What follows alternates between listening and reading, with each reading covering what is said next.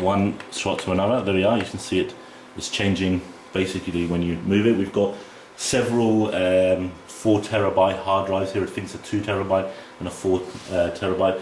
Over here we have the Sennheiser mic, which is a Sennheiser EW100 G3. It's very straightforward. You just switch it on, and then you have the transmitter, which you essentially plug into here. You switch them both on, and now you have audio that you can put on through a lapel mic. We've got some good headphones here. We're using a Lenovo system, which is essentially the same as any PC. These were custom built, but they don't need to be. So here we were talking about the Reflect Media. So as I turn on the lights here,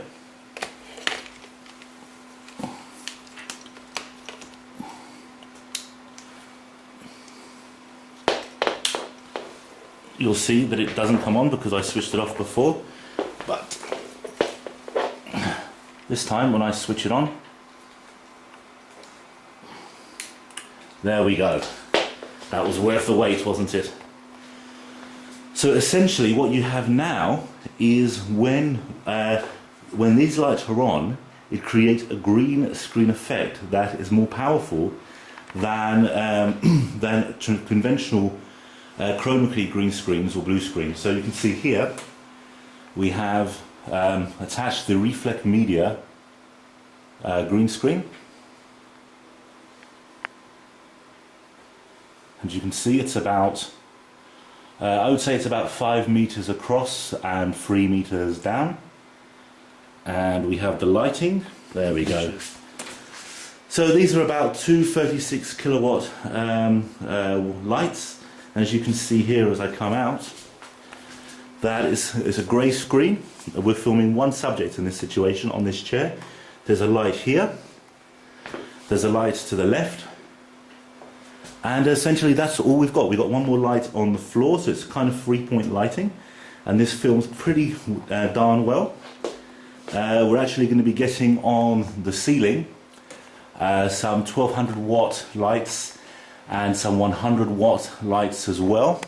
So those will help to, when we're filming 2 or 3 people, to be able to have consistent lighting, because at the moment this is just perfect for one person with no movement. But obviously we're going to want to do some more creative stuff, such as moving around, doing transparent videos, which I'll talk about later.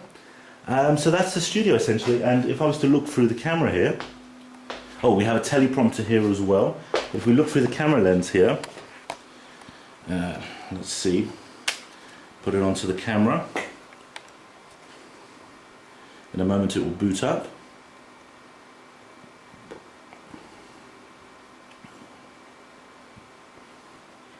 You can already see that there's elements of green, and here it's completely green. Now if I go and switch it off, which I'll do right now, by going to this unit here, and essentially this unit you can make the settings, you can change them by just going around, and all you need to do is switch it off, and when I go back now, the screen is completely grey. So that essentially is why it's so good. It was developed by the BBC. They were sold to a company called reflecmedia.com, R-E-F-L-E-C media.com, and you can find them by just doing a search for them, or they're in the course notes. And what we have here is a teleprompter. It's just a standard teleprompter. I believe it's the same one used by Barack Obama when he did his inauguration speech, but hey, that's the best at here. But you can pick up great teleprompters that you can have to the side of your camera that are for like 500 or 1,000 bucks, so they're not expensive at all. So essentially I'll just give you one pan of the studio. It's a light over there which we didn't use for this shoot, but we might use. These were, I think they're about 200 bucks each, these lights. We've got I think it's a $3,000 teleprompter. We've got, I think it's a $7,000 PMW EX3 camcorder. We've got 2 of these. It's a full end, I'd say semi-pro camera at that range, but you can buy just as good cameras now for maybe half that, just with less features. But I'm a functionist, as I said, so you don't need to have all of those features. You just need to have it switch on, sound quality, good lens. That's essentially all that's needed. Now here we've got a Samsung television. This was essentially to be able for them to see themselves when filming, but usually we just use the monitor here. It's usually better quality actually, which was kind of a slight error, but it's now going to a different department, the research department, so they can enjoy the benefits of it. So you don't need one of these. The standard TV is actually better. We've got the several computers here for rendering and editing. We've got a Blu-ray disc and DVD and the Reflect Media units as well here. As you can see behind here, we've got all the connections and the cablings, which could be your biggest stumbling blocks. I'd recommend getting a technician and not build to this level. You can see the levels of cables that are here, and we've got the headsets, and we've got the lights over here. So there's 3-point lighting on the flooring. So it's about we're talking about $800 to $1,000 in lights so far. These green screens were about, I think, $2,000 each. There's 2 of them. These mats were actually $500 a pop because they're the Reflect Media lights. We also have just a power unit over here. We're going to be moving these cables as well. Lots of cables, as you can see. And essentially that is the whole setup. That's really all it is. And when they come in, they get mic'd up, lit up, and that's all it comes down to. The next stage is it either goes through the Sony Anycast units, or it's just manually extracted from the cameras and then just edited manually. Depends what we're doing on a day-to-day basis.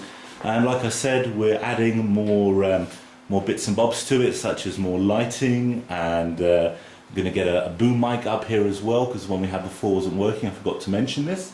So there we are. We've got a sound system as well, only the best. Completely unnecessary. You could do it with a $100 sound thing just to check the quality. And that essentially is a high-end studio for green screen making. And pretty much even if you weren't using it for green screen, you could do it for just creating your own shows. So the bulk of it, once you get past the technology here with the lights, is just the technology for rendering and just the cabling. So that's me, Jason Cohen. Thank you very much for watching this training video on a high-end video studio. And any resource notes or anything, just let me know. I'll be happy to answer your questions regarding the resource notes or what's on the video. Thanks very much.